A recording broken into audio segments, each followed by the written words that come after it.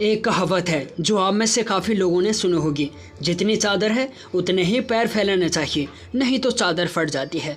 लेकिन मेरा आपसे एक सवाल है, ये कौन बताएगा आपको कि कितनी लंबी चादर है और आपको कितना पैर फैलाना चाहिए? मेरे ख्याल से आपको सबसे पहले ये कंफर्म कर लेना चाहिए कि हम कितना आगे जाना चाहते हैं, क्योंकि आप खुद को अच्छी तरीके से जानते हैं। तो क्यों आप अपने बारे में दूसरों की बातें सुनकर पीछे हट जाते हैं और ये सोचने लगते हैं कि ये मेरा बस का काम नहीं है? ये फैसला कौन करेगा कि आपके बस में क्या है और क्या नहीं? आप या आपके रिश्तेदार या आपके पड़ोसी? जब ज़िंदगी आपकी है तो आपके बारे में फ़ैसला कौन लेगा, आप या कोई और? उस फैसले को भुगतना किसको होगा, आपको या किसी और को? आप जो फैसला लेते हैं उसका फ़ायदा या नुकसान आपको ही है, ना कि पड़ोसी को और न ही रिश्तेदारों को। तो वो करें जो आप करना चाहते हैं। आप क्या कर सकते हैं और क्या नहीं, ये सब आपका अपने ऊपर विश्वास ही निश्चित करता है, और वही ये बताता है कि आपकी काबिलियत क्या है। आपने बहुत से अमीर लोगों के बारे में सुना होगा, कुछ ने अपने स्कूल की पढ़ाई भी पूरी नहीं की, फिर भी उनकी कंपनी में दुनिया के मास्टरमाइंड लोग काम करते हैं। यदि उन लोगों की काबिलियत देखी जाए तो नौकरी देने वालों से ज़्यादा नौकरी लेने वाले लोग काबिल हैं, फिर भी वो नौकरी देने नहीं, नौकरी लेने के लिए आए हुए हैं। ये आपको अपने आप को विश्वास दिलाना है कि मैं नौकरी लेने वालों में से तो बिल्कुल भी नहीं बनूंगा। विश्वास हमारे लिए कुछ वैसा ही है जैसा किसी वाहन के लिए बैटरी। यदि वाहन की बैटरी चार्ज है तो वाहन बस चाबी घुमाते ही चालू हो जाता है, और यदि बैटरी डिस्चार्ज है तो गाड़ी चालू करने के लिए बार बार धक्का लगाना पड़ता है, तब जाके गाड़ी कहीं चालू होती है, और यदि फिर रुक गई तो फिर धक्के की ज़रूरत होती है। आप क्या बनना चाहते हैं? विश्वास वाली गाड़ी जो बिना धक्के के आगे बढ़ती जाती है, यह एक ऐसी गाड़ी जिसमें जितना धक्का लगा उसी हिसाब से चलेगी। जैसे गाड़ी में लगी बैटरी तभी चार्ज होती है जब गाड़ी चलती है, वैसे ही हमारे अंदर भी किसी भी काम को करने का विश्वास तब आता है जब हम किसी काम को करना प्रारंभ करते हैं। तभी आप जहां बहुत कुछ नया सीखते हैं, वहीं आप अपने खामियों को भी पहचानते जाते हैं। इसीलिए यदि आपको आगे बढ़ना है तो शुरुआत करें, फिर देखें और सुधार करें। खुद पर विश्वास क्या होता है, यह आप अलीबाबा ग्रुप के फाउंडर जैक मा के जीवन संघर्ष से समझ सकते हैं। जैक मा के बारे में आज बहुत ही कम लोग होंगे जो नहीं जानते होंगे, लेकिन उनका बचपन आज जैसा तो बिल्कुल भी नहीं था। जैक मा का जन्म चीन के एक छोटे से गांव में हुआ था। उन्हें बचपन से ही इंग्लिश बोलना और सीखना पसंद था, लेकिन चीन में उस समय इंग्लिश का ज़्यादा महत्व नहीं था, तो वो टूरिस्ट गाइड की नौकरी करने लगे, जिससे वो विदेशियों से बात करके अपने टूटी फूटी इंग्लिश को अच्छा कर सके। जैक मा पढ़ाई लिखाई में ज़्यादा होशियार नहीं थे, इसीलिए जहाँ वो प्राथमिक विद्यालय में 2 बार, माध्यमिक विद्यालय में 3 बार और कॉलेज की परीक्षा में 3 बार फेल हुए, जिस कारण वो अपने दोस्तों से पढ़ाई में काफ़ी पीछे रह गए। कम नंबर होने के कारण उन्हें एक छोटे से कॉलेज से स्नातक करना पड़ा। जैक मा का संघर्ष बचपन से लेकर अभी तक चल रहा था। जैक मा ने 25 से ज़्यादा जॉब्स के लिए आवेदन किया, लेकिन उन्हें किसी भी जॉब में सफलता नहीं मिली। जैक मा कहते हैं, जब KFC कंपनी चीन में आई तो जॉब पाने के लिए 24 लोगों ने इंटरव्यू दिया, लेकिन उनमें से सिर्फ मुझे ही रिजेक्ट कर दिया गया। बाकी 23 लोगों को कंपनी ने चुन लिया था। जैक मा ने काफ़ी बार जॉब्स के लिए आवेदन किया, लेकिन हर बार रिजेक्ट होने पर भी उन्होंने हार नहीं मानी और विश्वास को डगमगाने नहीं दिया। आखिरकार उनके एक स्कूल में अंग्रेजी टीचर के रूप में जॉब लग गई। एक बार उनका अमेरिका जाना हुआ, जहां पर उन्होंने पहली बार इंटरनेट को देखा और कंप्यूटर पर बियर सर्च किया, जहां पर उन्होंने देखा कई देशों के रिजल्ट थे, लेकिन चीन के बारे में कुछ भी रिजल्ट शो नहीं कर रहा था। ये देखकर उन्हें दुख हुआ और उन्हें लगा कि चीन अभी टेक्नोलॉजी में अन्य देशों से काफ़ी पीछे है। जैक मा इंटरनेट की ताकत को देखकर दंग रह गए थे। पहले उन्होंने चीन की जानकारी उपलब्ध कराने के लिए एक वेबसाइट बनाई, फिर अपने पत्नी और दोस्तों की मदद से $20,000 जमा करके एक कंपनी बनाई जो कंपनियों के लिए वेबसाइट बनाने का काम करते थे, लेकिन ज़्यादा लाभ न मिलने के कारण उनको अपनी कंपनी बंद करनी पड़ी। कुछ दिन सरकारी काम करने के बाद फिर उन्होंने अपने दोस्तों को इन्वेस्ट करने के लिए राजी किया। इस तरह अलीबाबा कंपनी की उन्होंने नींव रखी। अलीबाबा में निवेश के लिए उन्होंने निवेशकों से बात करना चालू कर दिया, लेकिन यहाँ पर भी उन्हें असफलता ही हाथ लगी। फिर उन्होंने अपने विश्वास को कम नहीं होने दिया और न ही अपने सपनों को टूटने दिया। जल्द ही 2 बड़ी कंपनियों ने अलीबाबा में $25 मिलियन का निवेश किया। इतने निवेश के बाद भी कोई लाभ न होते हुए जैक मा ने taobao.com नाम के एक नीलामी के लिए वेबसाइट बनाई, जिस पर सामानों की नीलामी करना फ्री था। जैक मा ने अपने सपनों को पूरा करने के लिए कई उतार चढ़ाव का सामना किया, लेकिन उनके दृढ़ संकल्प और अपने सपनों को पूरा करने की ललक ने उन्हें $800 महीना कमाने वाले इंसान से एशिया के सबसे अमीर इंसान बनने तक का सफर तय करने की हिम्मत दी। खैर, अभी तो अंबानी जी हैं। जब अलीबाबा 2013 में आए तो 10 लाख करोड़ का आईपीओ न्यूयॉर्क स्टॉक एक्सचेंज में लाए तो बड़ी बड़ी कंपनियां ये देखकर दंग रह गई, क्योंकि ये आईपीओ अब तक का सबसे बड़ा आईपीओ था जो उस इंसान का था जिसे लोग मूर्ख, कमज़ोर और ना जाने क्या क्या कहते थे। जब वो रिजेक्ट हुए और किसी लायक नहीं समझे गए, तब यदि उन्होंने हार मान ली होती तो शायद उनका ये सपना ही बनकर रह जाता। हम में से बहुत से लोग ये सोचते हैं क्या सफलता केवल हमें ही मिलती है, अमीर आदमियों को नहीं। उन्हें जैक मा के बारे में जानकर ये जरूर पता चलेगा कि बार बार असफल होना भी सफल होने के लिए मेहनत करने की निशानी होती है, क्योंकि असफल वही होते हैं जो कुछ करते हैं, नहीं तो बिना गलतियां किए आप कुछ नया नहीं सीख सकते। जैक मा का अपने ऊपर दृढ़ विश्वास ही उन्हें आगे बढ़ने के लिए प्रेरित करता रहा। भले ही लोगों ने उन्हें ताने मारे, नालायक समझा, फिर भी वो अपने सपनों को पाने के लिए बार बार असफल होने के बाद भी लगे रहे।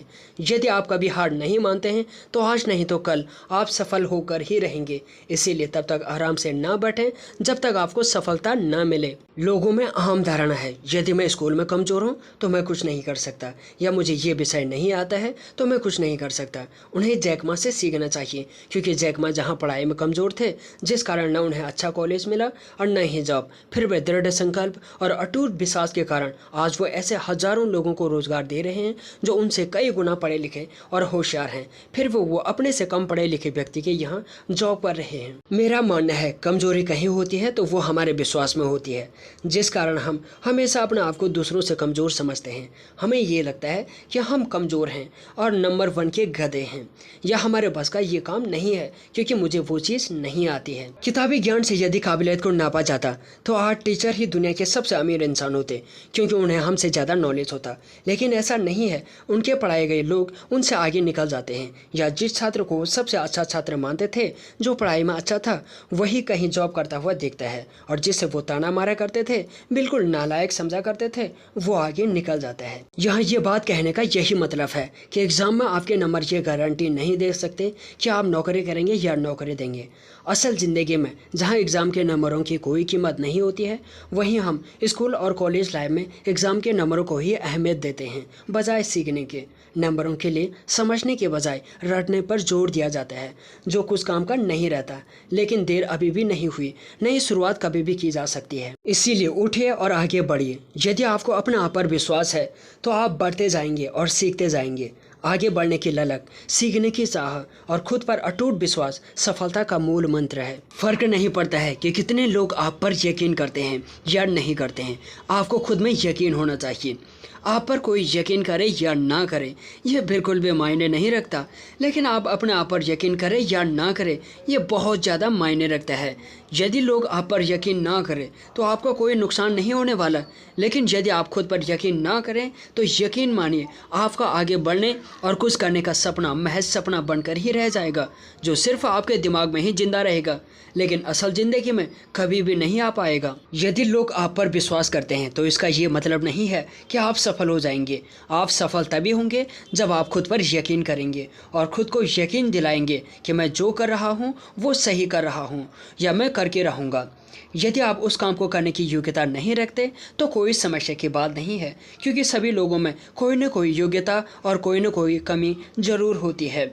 लेकिन इसका ये मतलब नहीं है कि हम अपनी कमी को ताकत नहीं बना सकते। दुनिया में ऐसा कोई भी इंसान नहीं होगा जिसमें कोई कमी ना हो, चाहे वो अमीर हो या गरीब। लेकिन किसी काम में सफल होना कहीं ना कहीं उस काम को करने के पीछे छिपे अटूट विश्वास पर निर्भर करता है। आपने ऐसे कई अमीर लोगों के बारे में सुना होगा जो बार बार असफल होने के बाद भी सफल हुए।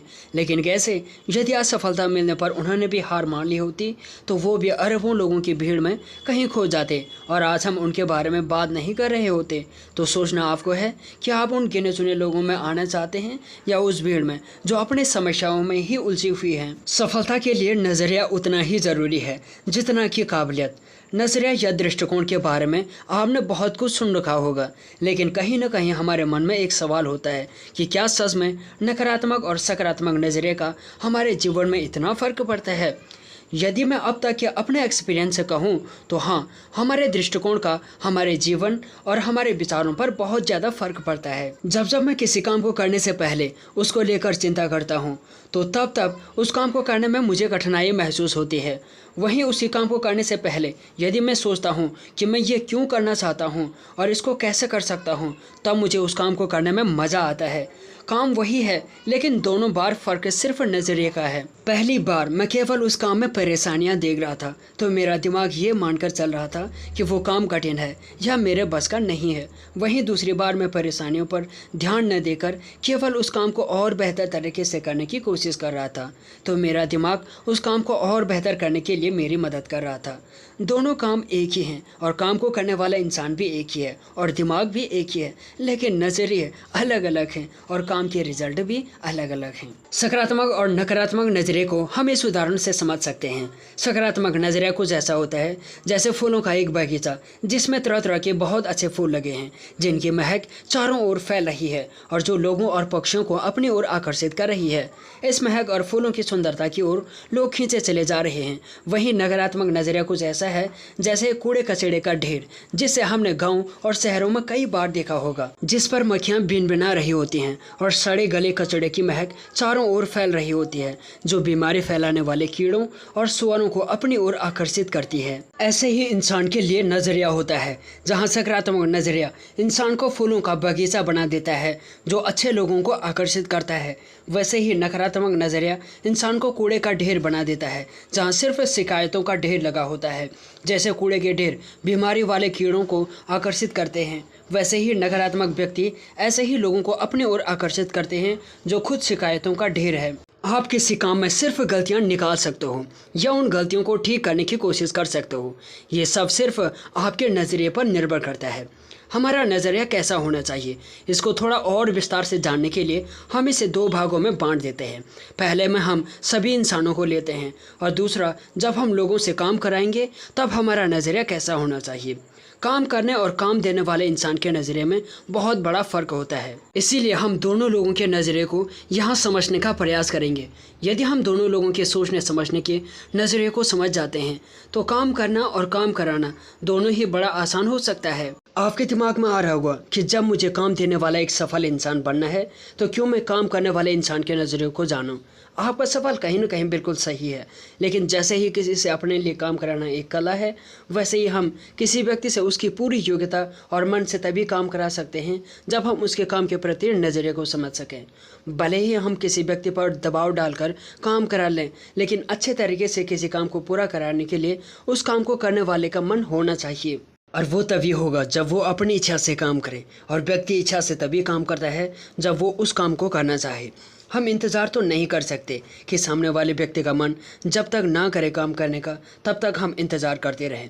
इसके लिए हमें उस व्यक्ति के नज़रिए को समझने की ज़रूरत है, जिससे हम उसको ऐसा माहौल दे सकें जिसमें वो अपने काम को और बेहतर तरीके से कर सके। नज़रिए का आसान मतलब यही होता है कि किसी काम को या किसी चीज़ को देखने का हमारा दृष्टिकोण, हम किसी चीज़ को कैसे देखते हैं और उसके बारे में क्या सोचते हैं, यही हमारा उस चीज़ के प्रति नज़रिया कहलाता है, जो ये निश्चित करता है कि उस चीज़ को या उस इंसान को हम पसंद करेंगे या नहीं। ये आपने अक्सर देखा होगा कि ज़्यादातर लोग बैठकर सिर्फ हर चीज़ में कमियां निकालते रहते हैं, लेकिन यदि उन्हीं लोगों से ये कह दिया जाए कि जाइए जहाँ आपको कमी दिख रही है उसको ठीक कर दो, तो एक ही पल में जहाँ उनके मुँह से रंग उड़ जाएंगे, वहीं दूसरे पल जो भी कमियां दिख रही थी वो सब गायब हो जाएंगी। इसका मतलब सीधा सीधा यही होता है कि बहुत सी कमियां लोग बिना किसी मतलब के निकाल देते हैं। मैंने पहले भी कहा है और अभी भी कह रहा हूँ कि दुनिया में ऐसा कोई भी नहीं है जिसमें कोई न कोई कमी ना हो, तो हमें अपनी हर कमी को दूर कर भगवान बनने की कोशिश नहीं करनी चाहिए।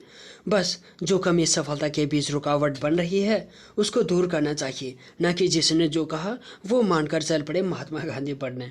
यदि आप ऐसा करेंगे तो शायद आपको ये ज़िंदगी भी कम पड़ जाए, क्योंकि लोग कमियां निकालना बंद नहीं कर सकते, इसीलिए उस पर ध्यान देना ज़्यादा अच्छा है जो ज़रूरी है। ऐसा ही कुछ काम के प्रति हमारा नज़रिया है।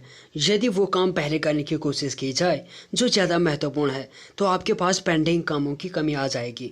ज़्यादातर लोगों को हमेशा शिकायत होती है कि मैं हमेशा कोशिश करता हूँ अपने काम को सही वक्त पर करने की, समय बचाने की, लेकिन हर बार असफल हो जाता हूँ। और वो इसलिए क्योंकि आप उन कामों को ज़्यादा समय देते हैं जो आपको आगे बढ़ने के लिए बहुत कम महत्व या बिल्कुल भी महत्व नहीं रखते हैं। तो सबसे पहले ज़रूरी कामों को ऊपर रखो और बाकी को यदि करना ज़रूरी है तो ठीक, नहीं तो अपने लिस्ट से हटा दो। वॉरेन बफे के बारे में आप में से ज़्यादातर लोगों ने सुन रखा होगा। एक दिन की बात है, वॉरेन बफे एक मीटिंग में जाने के लिए अपनी कार में बैठे और उनकी नज़र अपने ड्राइवर पर पड़े जो काफ़ी परेशान लग रहा था। तो वॉरेन बफे ने उससे पूछा, क्या बात है, आज तुम इतने परेशान क्यों लग रहे हो? ड्राइवर ये बात सुनकर दंग रह गया, क्योंकि उसको लगा इतना बड़ा आदमी जिसने कभी उससे ऐसी बात नहीं की वो आज उसकी परेशानी पूछ रहा है। तो ड्राइवर ने थोड़े हकलाते हुए कहा, हाँ सर, मैं हमेशा कोशिश करता हूँ कि अपने पसंद के सारे कामों को समय पर पूरा कर सकूँ और इसके लिए दिनचर्या भी बनाता हूँ, लेकिन चाहकर भी मैं कभी भी अपना काम पूरा नहीं कर पाता हूँ। ये बात सुनकर वॉरेन बफे ने ड्राइवर को कार साइड में लगाने को कहा। तो ड्राइवर ने पूछा, लेकिन सर आपको तो एक ज़रूरी मीटिंग में जाना है। बफे ने कहा, हाँ जाना तो है, लेकिन जब तक तुम्हारी ये समस्या नहीं सुलझती तब तक हम दोनों मिलकर ये समस्या सुलझाएंगे। ड्राइवर को एक पल के लिए लगा वॉरेन बफे उसके साथ मजाक कर रहे हैं, लेकिन जब उन्होंने कार साइड में लगाने के लिए दोबारा कहा तो उसे ये सुनकर बहुत आश्चर्य हुआ कि वॉरेन बफे इतनी ज़रूरी मीटिंग को छोड़कर उसकी समस्या सुलझाना चाहते हैं। वॉरेन बफे ने ड्राइवर से कहा, एक काम करो, पेन और कागज़ लो और उस पर 25 सबसे ज़रूरी कामों को लिखो जो तुम करना चाहते थे लेकिन कर नहीं पा रहे थे।